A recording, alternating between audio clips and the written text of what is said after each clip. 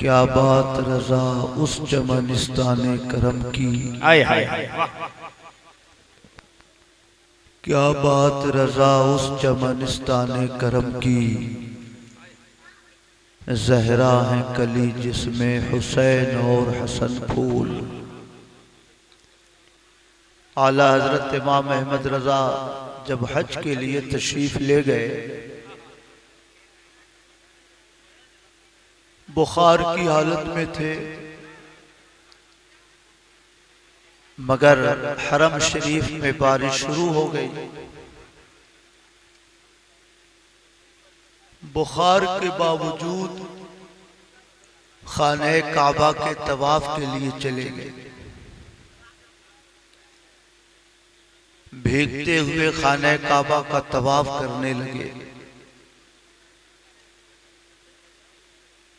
जब तवाफ से वापस आए तो वहां के उलमा ने कहा, हुजूर बुखार के बावजूद आपने बारिश में तवाफ किया। आला हजरत ने फरमाया कि मैंने पढ़ा है, हदीस शरीफ में है कि जो शख्स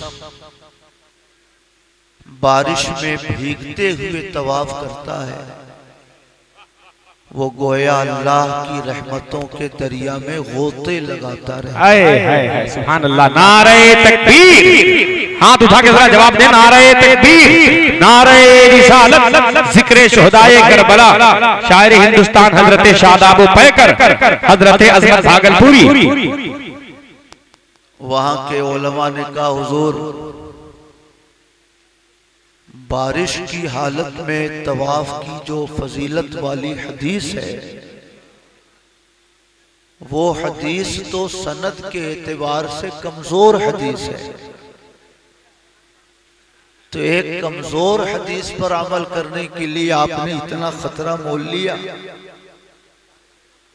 आला हजरत ने जवाब दिया कि हदीस सनद के एतबार से अगरचे कमजोर है, मगर अल्लाह की रहमत से मुझे उम्मीद बहुत कवी है। क्या कहने, सुभान अल्लाह। सनद के एतबार से हदीस अगरचे कमजोर है, मगर अल्लाह की रहमत से मुझे तवक्को बहुत कवी है। मैं ये अर्ज करना चाहता हूं कि बारिश होने से इंतजामात में दुश्वारी होती है, आने जाने वाले लोगों को मसाइल दरपेश होते हैं, मगर बारिश होना ये नुज़ूले रहमत इलाही का सबब होता है। इसलिए आराम से तशरीफ रखिए, जितनी देर दिल जमीनी के साथ हो सके बैठिए। जिन शुआरा की नातों का गलगला पूरे हिंदुस्तान में है, जनाब नसीम सहर गयावी साहब बड़ी खूबसूरत नाशिरी पढ़ते हैं।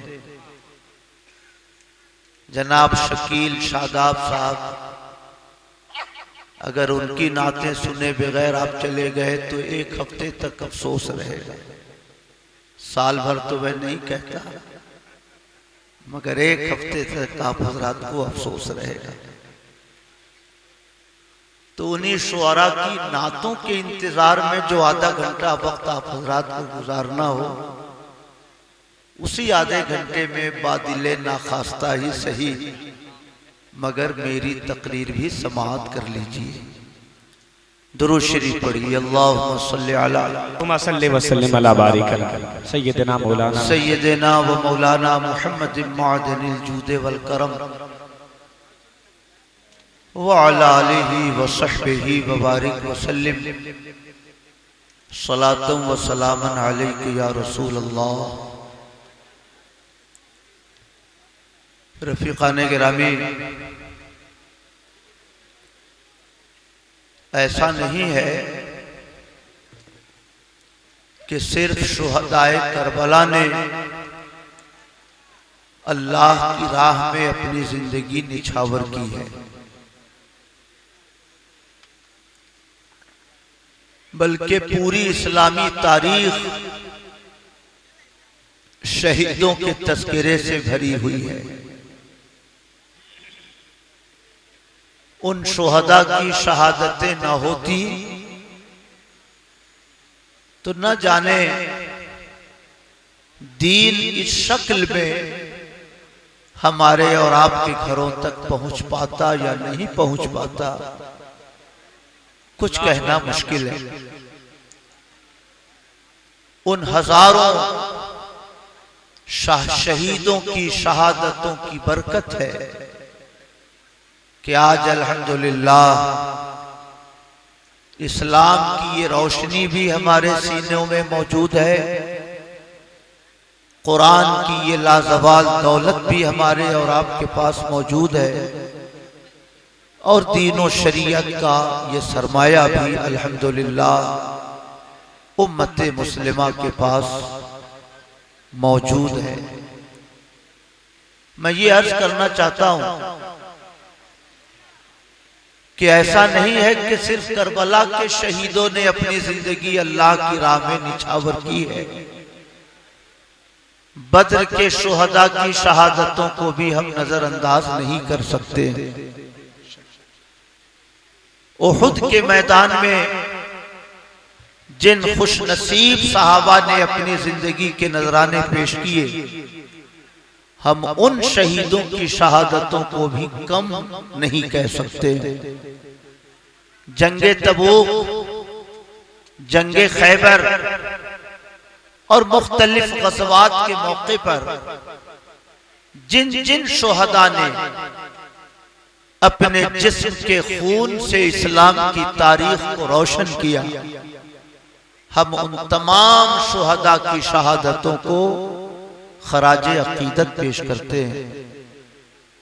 हजारों शहीदों ने इस्लाम की तबलीग के लिए अपनी जिंदगी का नजराना पेश किया है, मगर क्या वजह है कि शुहदाए बद्र की शहादतों के लिए कोई मजलिस मुनक्किद नहीं होती, शुहदाए उहुद की बारगाहों में खराजे अकीदत पेश करने के लिए किसी मजलिस का एहतमाम नहीं होता।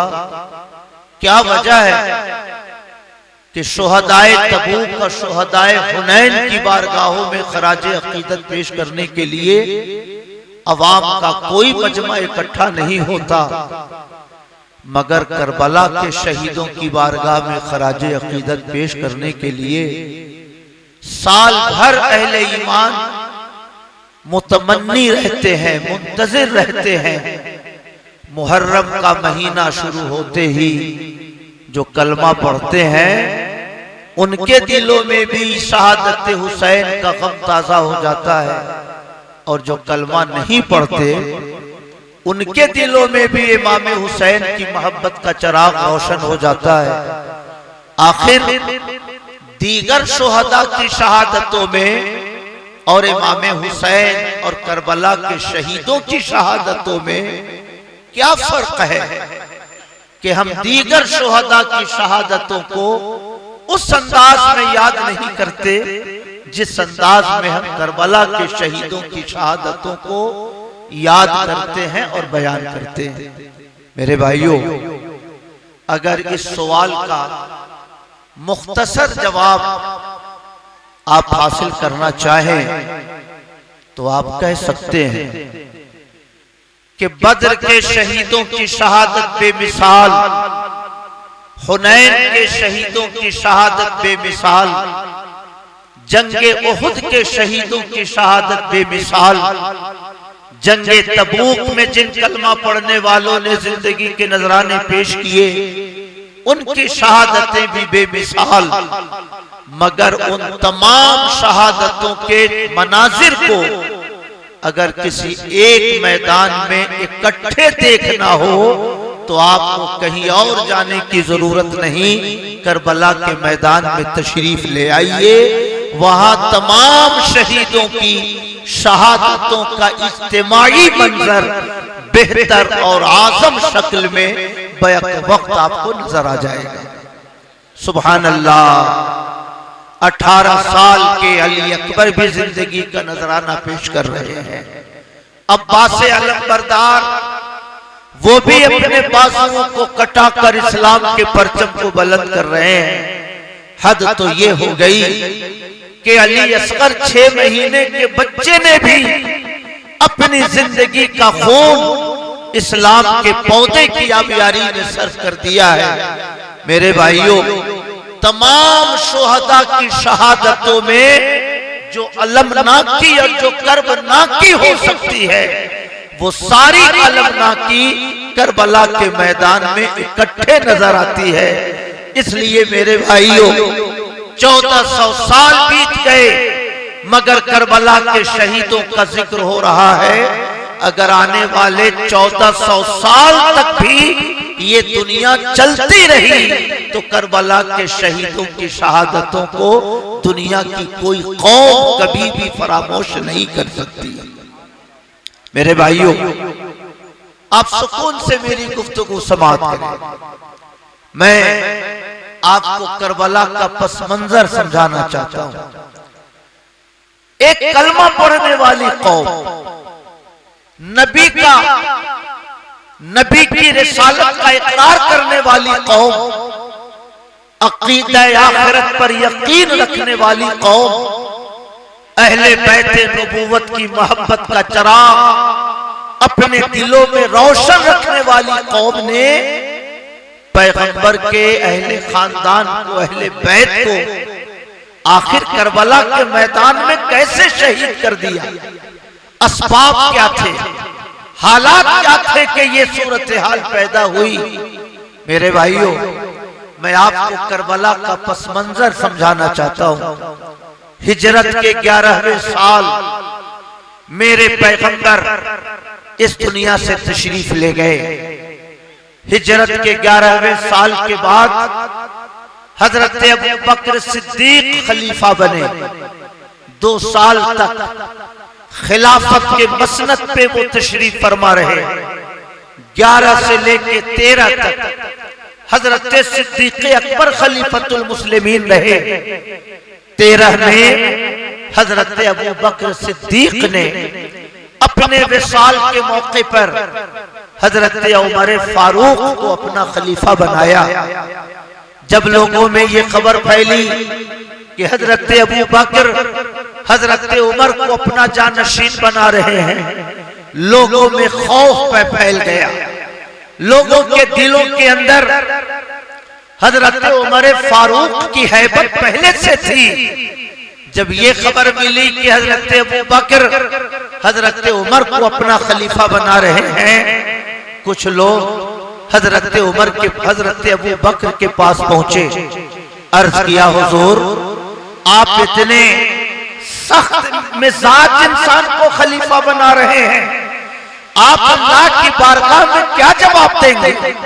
अल्लाह रब्बुल इज्जत की बारगाह में अगर ये सवाल हुआ कि तुमने उमर को अपना जानशीन कैसे बनाया, तो आप अल्लाह की बारगाह में इसका क्या जवाब पेश करेंगे?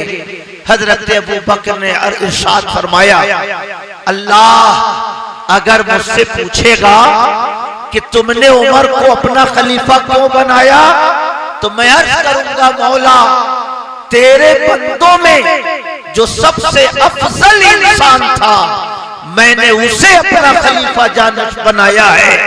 मुझे उमर को खलीफा बनाने पे कोई अफसोस नहीं, बल्कि इस मनसब के जो सबसे बेहतर मुस्तहक हो सकते हैं वो हजरत उमर फारूक।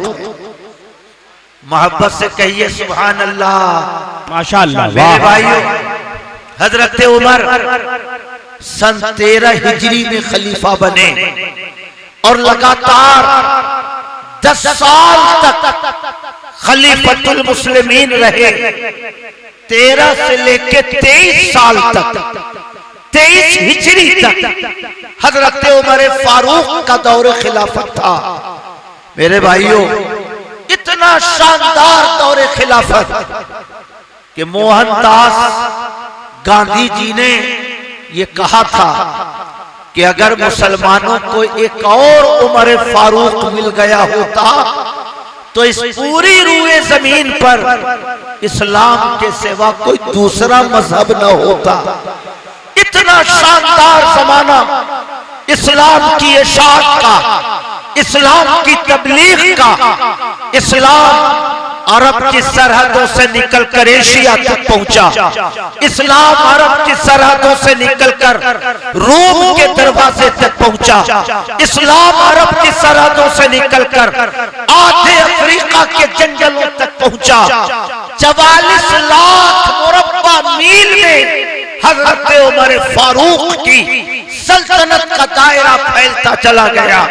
मेरे भाइयों, इतना शानदार जमाना, अगर आप परेशान ना हो रहे हो तो उनकी खिलाफत का एक दो गोशा आप हजरात की खिदमत में पेश करके मैं आगे की तरफ बढ़ता हूं और करबला की सरजमीन तक आपको पहुंचाता हूं। मेरे भाइयों, आमतौर से कोई भी शख्स जब अमीरुल मोमिनीन, खलीफतुल मुस्लिमीन या बादशाह के मनसब पे फायज होता है तो वो आराम से चैन की नींद सोया करता है। मगर हजरत उमर फारूक जब खलीफा बने तो दिन में मुसलमानों के मामलात का फैसला करते थे। जब रात होती मदीने की गलियों का चक्कर लगाया करते थे।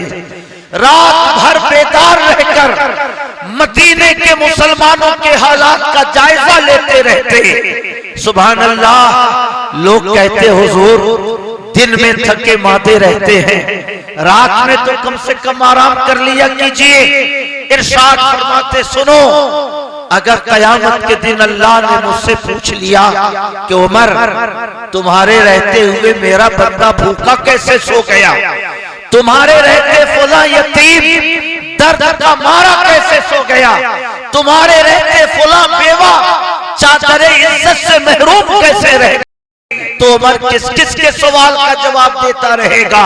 इसलिए तुम सोते हो सो, लेकिन मेरे कांधे पर तमाम मुसलमानों का बोझ अल्लाह ने डाला है, इसलिए मैं सो नहीं सकता हूँ। रात इशा की नमाज पढ़कर मदीने की गलियों में घूमते रहते और जब फज्र की नमाज का वक्त आता अपने घर तशरीफ लाते। नमाज पढ़ के घंटे 2 घंटे आराम फरमा के फिर मुसलमानों के मामलात के हल के लिए मसरूफ हो जाते थे।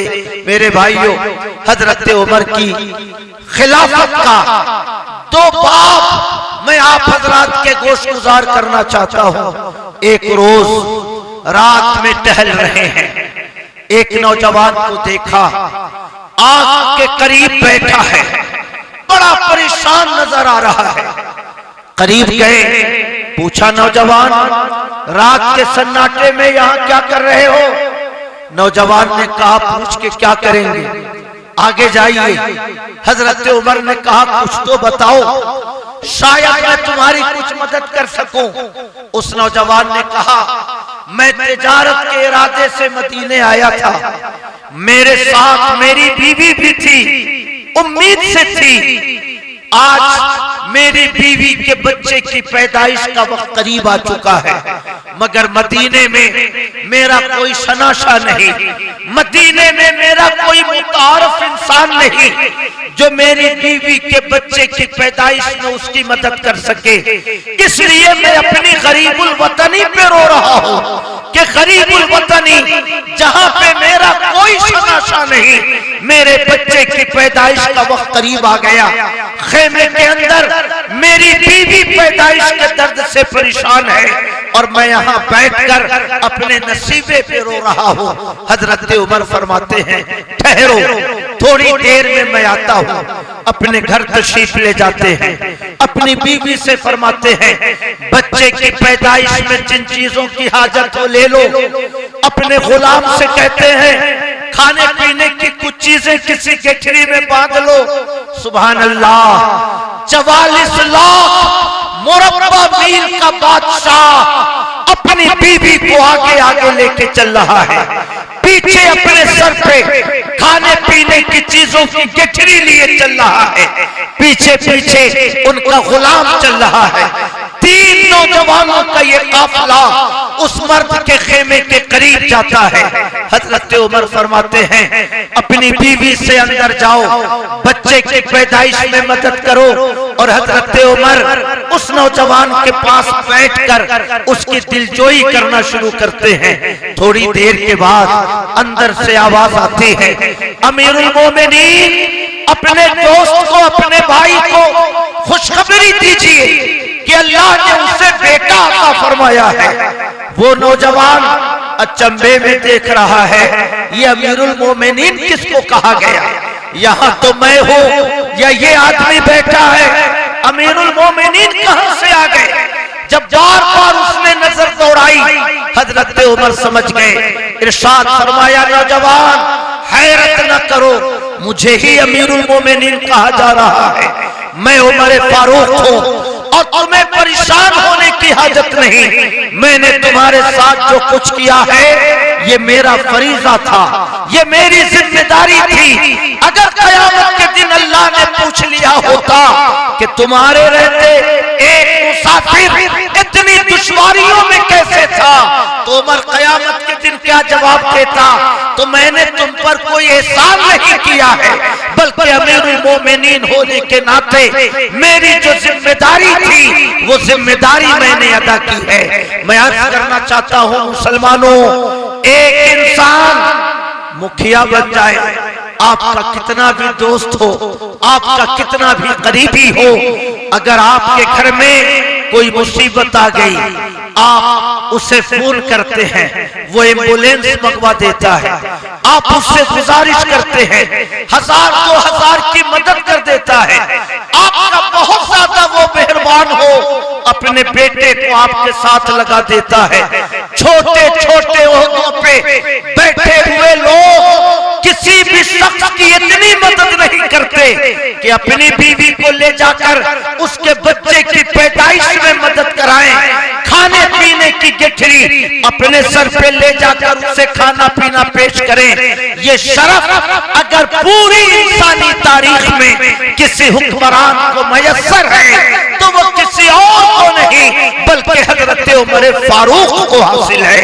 इसलिए उनसे पहले के हुक्मरानों को, उनके बाद सदियों के हुक्मरानों की जिंदगी को देखो। लाल किला की दीवारों पे खड़ा होकर खुद को प्रधान सेवक कहना आसान है, मगर प्रधान सेवक बनना मुश्किल है। अगर ये काम किसी अमीर ने अंजाम दिया है तो उस अमीर को उमर फारूक कहा जाता है। वाह वाह वाह, मोहब्बत से कहिए सुभान अल्लाह। सुभान अल्लाह। मेरे भाइयों, मैं आपसे अर्ज करना चाहता हूँ, एक गांव का मुखिया नहीं थे, किसी एक असेंबली के एमएलए नहीं थे, किसी एक पार्लिमानी हल्के के वो मेंबर ऑफ पार्लियामेंट नहीं थे। 44 लाख मुरब्बा मील के अमीरुल मोमिनीन, मगर अपनी बीवी को ले जाकर एक परदेसी इंसान के बच्चे की पैदाइश में मदद कर रहे हैं। मैं अर्ज करना चाहता हूँ, इतना शानदार ज़माने खिलाफत हजरत उमर फारूक का कि इस्लाम अरब की सरहदों से निकलकर हिंदुस्तान के दरवाजे तक पहुंचा, अफ्रीका के जंगलों तक पहुंचा, यूरोप के सहराओं तक पहुंचा, रूम की दहलीज तक पहुंचा। इस्लाम का वो चराग जिसे हमारे पैगंबर ने रोशन किया था, उस चराग को अगर किसी ने हद से ज्यादा खिला बख्शी है तो उस शख्सियत को हजरत उमर फारूक की शख्सियत कहा जाता है। सुभान अल्लाह। और उनकी जिंदगी का ये गोशा भी जरा देखते जाइए। एक रोज मदीने की गलियों का चक्कर लगा रहे हैं, एक दरवाजे के अंदर से माँ बेटी की गुफ्तगू की आवाज आती है। माँ कहती है, बेटी दूध में जरा पानी मिला दो, कुछ दिरहम ज्यादा मिल जाएंगे। बेटी कहती है अम्मी दूध में पानी मिलाना ये मुसलमानों के साथ धोखा है, इसलिए पानी न मिलाओ। माँ कहती है बेटी रात के सन्नाटे में कौन देख रहा है, हमने पानी मिलाया कि नहीं मिलाया। बेटी कहती है माँ कोई देखे कि न देखे मगर हमारा खुदा तो देख रहा है, हमारा परवरदिगार तो देख रहा है, इसलिए पानी न मिलाओ। जितने भी दिरहम मिले हम उसी पे सब्र कर लेंगे, हम उसी पे कनात कर लेंगे। मैं अर्ज करना चाहता हूँ हजरत उमर माँ बेटी की गुफ्तगू सुनकर अपने घर तशरीफ ले जाते हैं।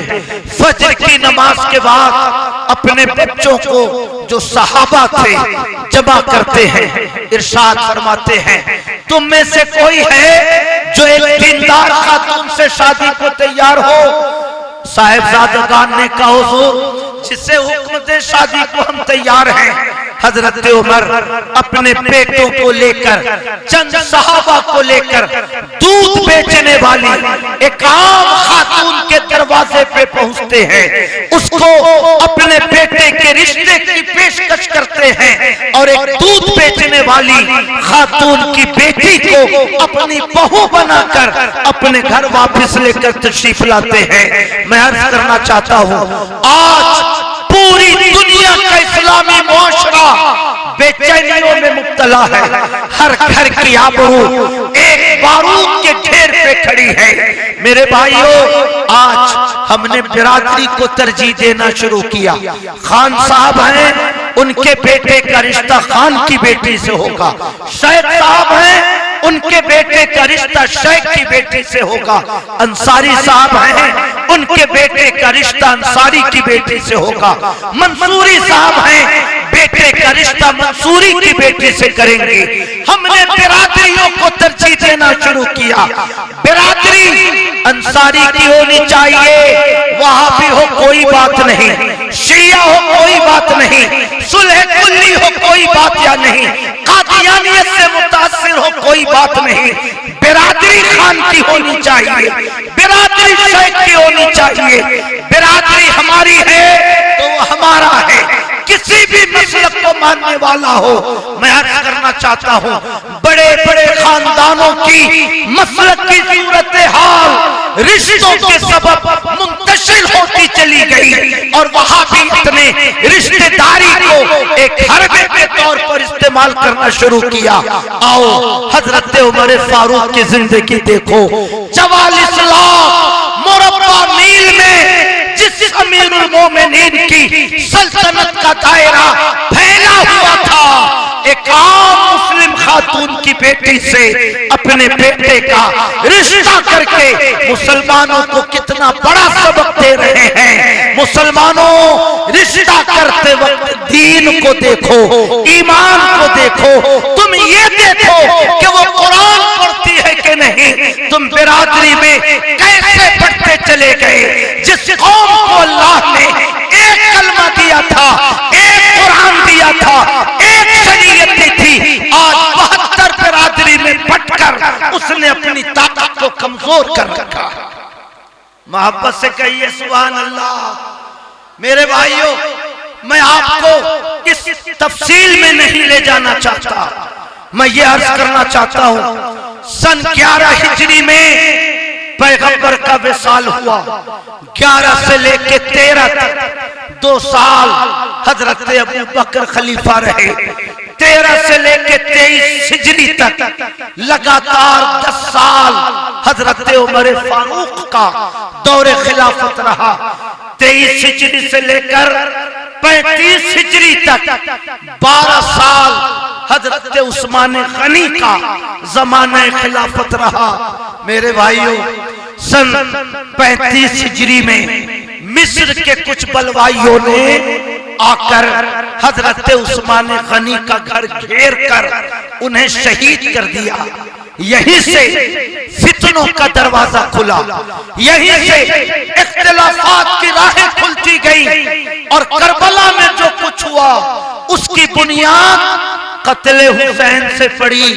वो इस तरह कि हजरत उस्मान गनी के चचाजाद भाई हजरत अमीर मुआविया थे। हजरत उस्मान गनी ने हजरत अमीर मुआविया को दमिश्क का गवर्नर बनाया था। दमिश्क का मतलब सीरिया, आजकल उसको सीरिया कहा जाता है। पुराने जमाने में उसको मुल्क शाम कहा जाता था। मुल्क शाम की राजधानी आज भी दमिश्क है। दमिश्क का गवर्नर हजरत उस्मान गनी ने हजरत अमीर मुआविया को बनाया। जब मिस्र के बलवाइयों ने हजरत उस्मान गनी को सन 35 हिजरी में शहीद कर दिया तो हजरत अमीर मुआविया ने इसरार करना शुरू किया, जिन लोगों ने हजरत उस्मान गनी को शहीद किया है उन्हें गिरफ्तार कीजिए, उनसे कत्ले हुसैन कत्ले उस्मान का बदला लीजिए। अमीरुल मोमिनीन की शहादत के बदले उन जालिमों को क़िसासन कत्ल कीजिए। मगर हजरत अली ने इरशाद फरमाया, अमीरुल मोमिनीन की शहादत के सबब मुसलमानों के मामलात मुंतशिर हैं, हुकूमत के मामलात अफरा तफरी का शिकार हैं। अगर इस मरहले में मैं उन बलवाइयों को गिरफ्तार करूंगा मजीद इंतशार बढ़ेगा, मजीद इख्तिलाफ बढ़ेगा। इसलिए सब्र कीजिए, जैसे ही हुकूमत के मामलात मुस्तहकम होते हैं मैं इन जालिमों को गिरफ्तार करके हजरत उस्मान गनी की शहादत का बदला लूंगा। मेरे भाइयों, हजरत अमीर मुआविया क़िसास का मुतालबा करते गए, हजरत अली उज़्र पेश करते गए। इसकी वजह से दोनों बुजुर्गों के दरमियान गलतफहमी पैदा हुई। हजरत अमीर मुआविया को ऐसा लगने लगा कि हजरत अली हजरत उस्मान गनी के कातिलों को बचाना चाहते हैं, हजरत उस्मान गनी के कातिलों से क़िसास नहीं लेना चाहते हैं। मेरे भाइयों, इसी गलतफहमी ने इख्तिलाफ की वो खलीज पैदा की, इख्तिलाफ की वो आग रोशन की, जिसकी वजह से दो जंगें हजरत उस्मान हजरत अमीर मुआविया और हजरत अली के दरमियान लड़ी गई। एक जंग को जंगे सिफ़ीन कहते हैं, एक जंग को जंगे जुमल कहते हैं।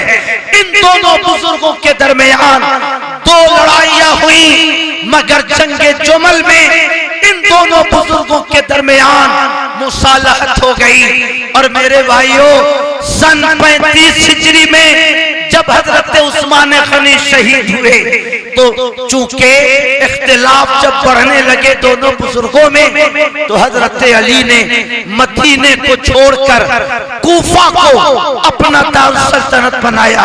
अगर मदीने में जंग होगी तो मुसलमानों का खून मदीने में बहेगा, शहर पैगंबर की हुर्मत पामाल होगी, शहर पैगंबर का एहतराम बाकी न रहेगा। इसलिए हजरत अली ने अपना दारुल सल्तनत कूफा को बनाया था।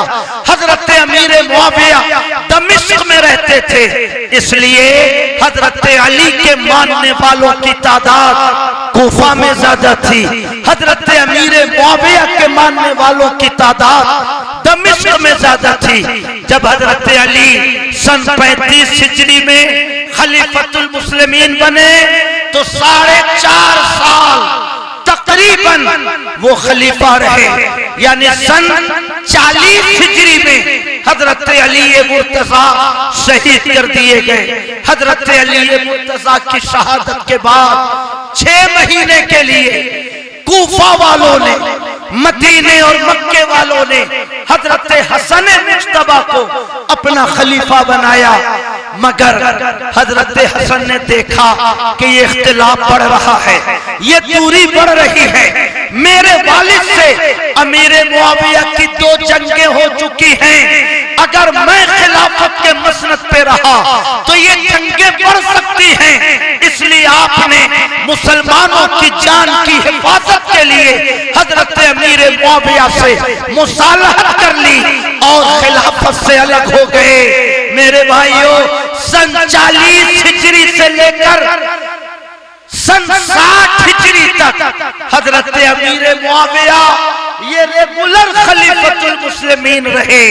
मेरे भाइयों, 6 महीना 40 हिजरी के बाद यह हजरत हसन का दौर खिलाफत था। 40.5 से लेकर सन 60 तक 20 साल हजरत अमीर मुआविया खलीफा रहे। मेरे भाइयों, पूरे सहाबा में सबसे लंबा ज़माना हुकूमत हजरत अमीर मुआविया का है। 20 साल गवर्नर रहे और 20 साल खलीफतुल मुस्लिमीन रहे। 40 साल तक खिलाफत के ओहदे पे फाइज रहे। जिलहिज्जा के महीने में जब हजरत अमीर मुआविया का इंतकाल होने लगा, यजीद को बुलाया, इरशाद फरमाया, यजीद हुसैन का ख्याल रखना, अहले बैते नबूवत का एहतराम करना, उनके साथ कोई बदसलूकी न करना और तुम इस्लामी शरीयत पर कायम रहना। एक वसीयत हजरत अमीर मुआविया ने यह भी की कि जब मेरी मौत हो जाए तो मेरे पास हुजूर के नाखूने मुबारक का तराशा है, हुजूर के मुँह मुबारक के कुछ हिस्से हैं। जब मेरी कब्र में मुझे रख देना तो हुजूर के नाखूने मुबारक मेरी आंखों पे रख देना, मेरे मुंह पे रख देना, मेरे सीने पे हुजूर के मुँह मुबारक को रख देना और मुझे अल्लाह के हवाले कर देना। मैं अर्ज करना चाहता हूँ, आज सलफियत, वहाबियत, शीइयत, आज वहाबियत की मुख्तलिफ शाखें अल्लाह के नेक बंदों से निस्बत रखने वाली चीजों से बरकत हासिल करने को हराम कहती हैं, शिर्क कहती हैं। मगर हजरत अमीर मुआविया सन 60 हिजरी में वसीयत कर रहे हैं कि मेरे इंतकाल के बाद हुजूर के नाखूने मुबारक मेरे चेहरे पे रख देना, हुजूर के मुँह मुबारक मेरे सीने पे रख देना। गोया पैगंबर की जात से निस्बत रखने वाली चीजों से बरकत हासिल करना ये सहाबा के जमाने का तरीका है, ये ताबईन के जमाने का तरीका है। अल्हम्दुलिल्लाह हम इमाम अहमद रजा के मानने वाले किसी नए तरीके की पैरवी नहीं करते, बल्कि जो सहाबा ने किया है अल्हम्दुलिल्लाह हम उसी तरीके की पैरवी किया करते हैं। नारे तकबीर, नारे रिसालत, जिक्रे शुहदाए करबला, नारे तकबीर। मेरे भाइयों, मैंने आपको करबला तक पहुंचा दिया। 11वें साल पैगंबर का विसाल हुआ। सन 13 हिजरी में हजरत अबू बकर का विसाल हुआ। 13 से लेके 23 तक हजरत उमर का दौर खिलाफत, 23 से लेके 35 तक हजरत उस्मान गनी का दौर खिलाफत, 35 से लेके 40 तक हजरत अली, 40 के बाद 6 महीने हजरत हसन और 6 महीने के बाद जिलहिज्जा सन 60 हिजरी तक हजरत अमीर मुआविया खलीफा रहे। मेरे भाइयों, आज राफिजी इल्जाम लगाते हैं यजीद ने जो कुछ किया उसकी जिम्मेदारी अमीर मुआविया के सर है। यजीद ने जो कुछ नालायकी की उसका सबब अमीर मुआविया है। आज राफिजियत के शिकार लोग हजरत अमीर मुआविया को गालियां देते हैं, बुरा भला कहते हैं, अमीर मुआविया को शहादत हुसैन का जिम्मेदार करार देते हैं। लेकिन मुसलमानों, आका फरमाते हैं अस्हाबी कन्नुजूम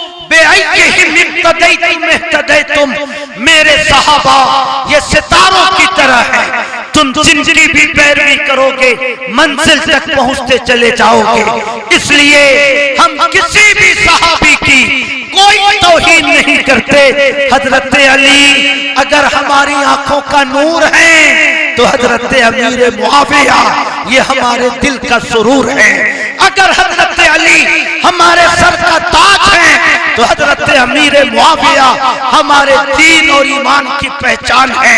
हम ना अमीर मुआविया की तौहीन करते हैं, ना हम किसी भी सहाबा की शान में गुस्ताखी का कोई जुमला कहते हैं, क्योंकि जिन्होंने पैगंबर को देखा न कोई वली उनके बराबर हो सकते हैं, न कोई गौस उनके बराबर हो सकते हैं, न कोई खाजा उनके बराबर हो सकते हैं। सहाबियत का शरफ जिसे मिला वो नबियों के बाद, हजरत अबू बकर के बाद, खुलफाए अरबआ के बाद वो कायनात के सबसे अफजल तरीन इंसान हुआ करते हैं।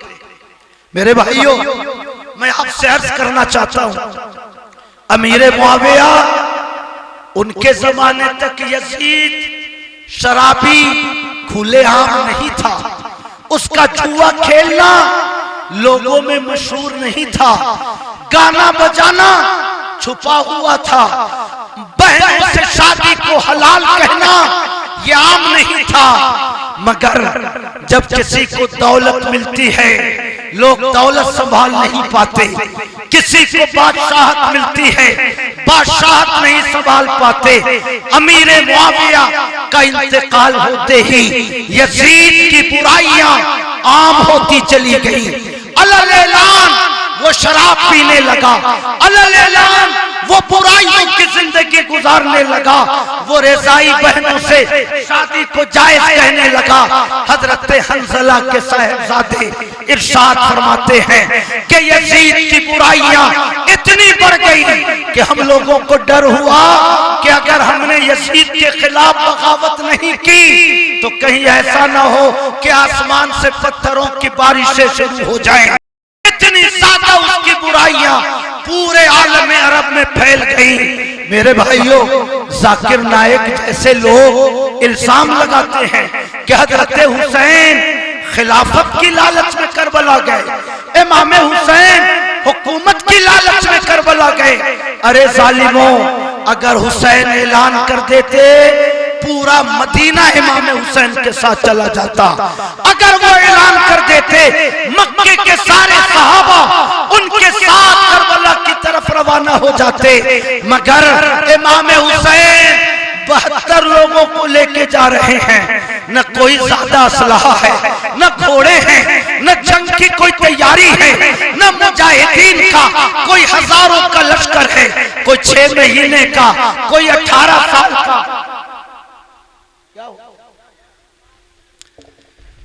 दुरूद शरीफ पढ़ें, अल्लाहुम्मा सल्ली अला सय्यदना व मौलाना मुहम्मद मादनिल जूद वल करम व अला आलिहि व सहबिहि व बारिक व सल्लिम। मैं अर्ज करना चाहता हूं, लोग इमाम हुसैन पर हुकूमत की लालच में आने का इल्जाम लगाते हैं। कोई ऐसी हाकिम, कोई ऐसी हुकूमत भी आपने देखी कि कोई हुकूमत की जंग लड़ने जा रहा हो और घर की औरतों को लेके जा रहा हो, छोटे छोटे बच्चों को लेके जा रहा हो, सामान्य जंग के बगैर जा रहा हो? अरे जालिमों, इमाम हुसैन हुकूमत की लालच में नहीं तशरीफ ले गए, इसलिए तशरीफ ले गए कि कूफा के लोगों ने खत लिखना शुरू किया। कितना खत?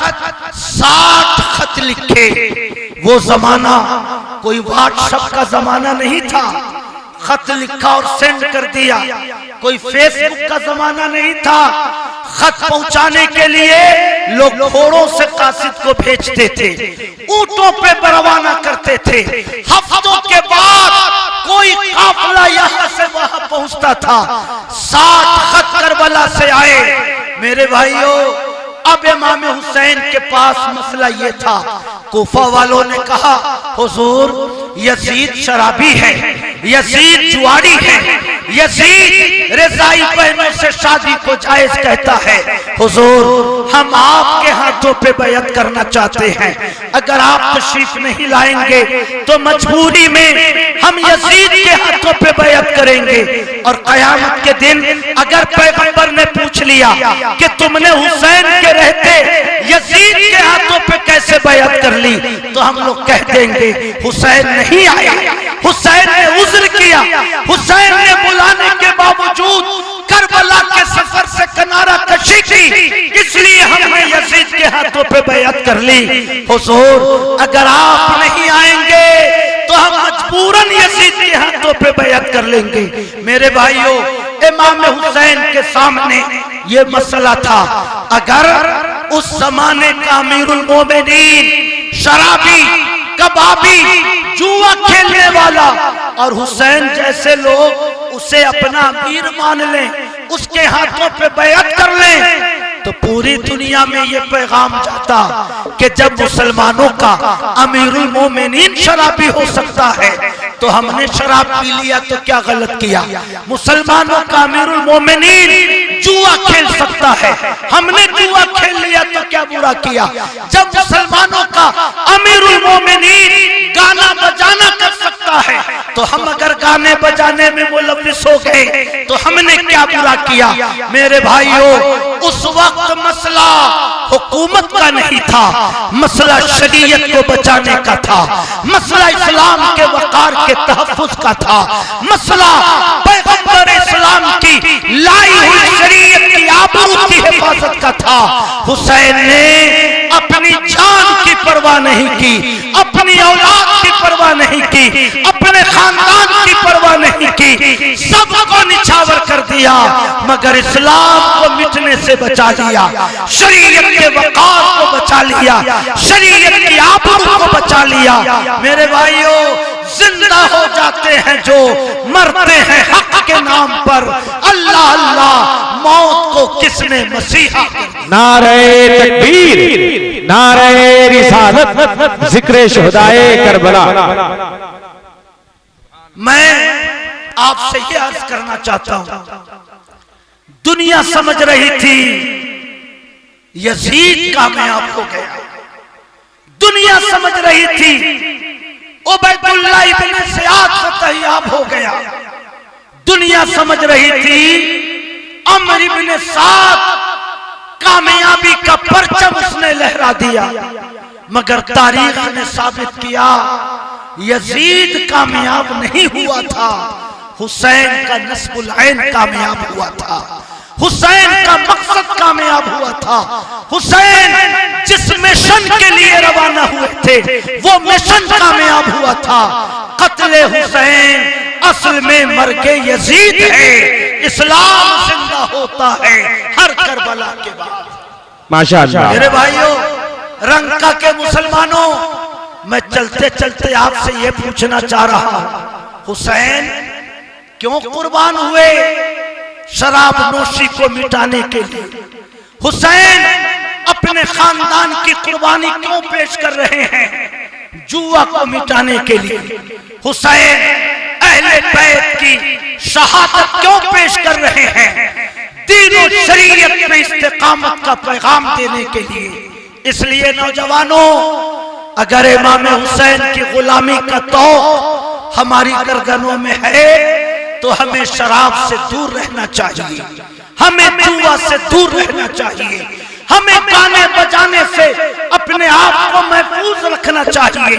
हम इमाम हुसैन के नस्बुल ऐन की पैरवी करने वाले लोग हैं। अगर शराब पीकर कोई शुहदाए करबला की शहादतों का तज़किरा करता है तो वो हुसैन का हक अदा नहीं करता, बल्कि वो तो यजीदियत के रास्ते पे चलकर अपनी जिंदगी को गुजारने की कोशिश किया करता है ना।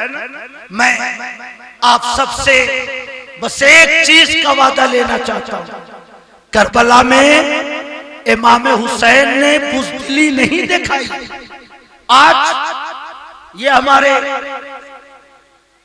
हाफिज लाल मोहम्मद साहब है, अगर यहाँ का मुख्यमंत्री कह दे कि आप ये काम करो वरना मैं आपको गोली मार दूंगा, एक बेटा अगर गोली का शिकार हुआ ये भी हाथ जोड़ के खड़े हो जाएंगे, जो कहिए मानने को तैयार हो। हमारा एक बेटा शहीद हो हम मानने को तैयार हो जाएंगे, जो कहिए मैं तैयार हूं। मगर सुभान अल्लाह, इमाम हुसैन की बहादुरी, उनकी शुजाअत और उनकी इस्तिकामत की शान कितनी ऊंची थी। एक नहीं, दो नहीं, 72 लोग नजरों के सामने शहीद होते चले गए। मसला क्या था? यजीद को अपना अमीर कबूल कर लीजिए, यजीद के हाथों पे बैत कर लीजिए। 72 लोग अपनी जानों का नजराना पेश करते चले गए, मगर इमाम हुसैन की हिम्मत में, इमाम हुसैन के हौसले में कोई फर्क नहीं पैदा हुआ। किताबों में लिखा है कि सुबह को इमाम हुसैन जब मैदाने जंग में गए तो रीशे मुबारक काली थी, बाल का रंग काला था, मगर लाशें उठाते उठाते शहीदों को खेमे में लाते लाते इतना गम क़ल्बे हुसैन पे पड़ा कि शाम होते होते रीशे मुबारक सफेद हो गई। गमों का इतना पहाड़ टूटा, मगर इमाम हुसैन अपने नस्बुल ऐन से पीछे न हटे, अपने मकसद से पीछे न हटे, अपने मिशन से पीछे न हटे। क्या समझ में आया? वक्त का कोई जालिम तुम्हें दीन से हटाने की कोशिश करे, वक्त का कोई फिरौन तुम्हें दीन से बरगश्ता करने की कोशिश करे, जान दे देना, औलाद दे देना, मकानात को लूटते हैं लूटने देना, जायदादों से महरूम करते हैं महरूम करने देना, मगर दीन पर उसी तरह कायम रहना जैसे इमाम हुसैन करबला के मैदान में मजबूती के साथ कायम है। कत्ले हुसैन असल में मर्गे यजीद है। इस्लाम जिंदा होता है हर करबला के बाद। जो जवां बेटे की मैयत पे न रोया वो हुसैन, जो दहकती आग के बिस्तर पे सोया वो हुसैन, जिसने अपने खून से करबल को धोया वो हुसैन, जिसने सब कुछ खो के भी कुछ भी नहीं खोया वो हुसैन, मर्तबा इस्लाम का जिसने दोबाला कर दिया, खून से अपने दो आलम में उजाला कर दिया। अस्सलामु अलैकुम व रहमतुल्लाह।